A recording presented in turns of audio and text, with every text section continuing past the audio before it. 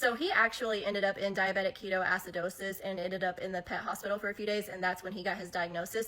But leading up to that, there were a few signs that I noticed. He was drinking excessively, he was peeing a ton, and then one night he peed on our bathroom floor on the tile, which was abnormal for him. And whenever I woke up the next day, it had dried, and it dried really, really sticky. It was almost like someone spilt a soda on the floor and didn't clean it up.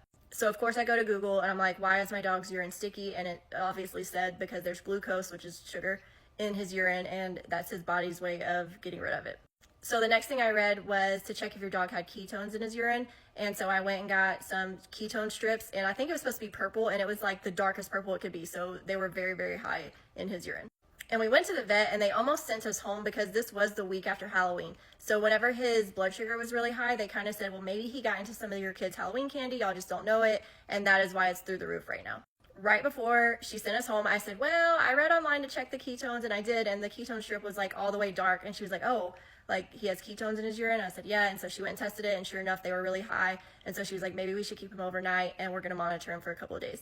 His blood sugar was extremely high. They ended up treating him with IV insulin, and it went down. And so they were like, they called me and said, he's diabetic, he's not feeling great, but you can come pick him up. He's out of the ketoacidosis phase, so you can come get him and treat him at home.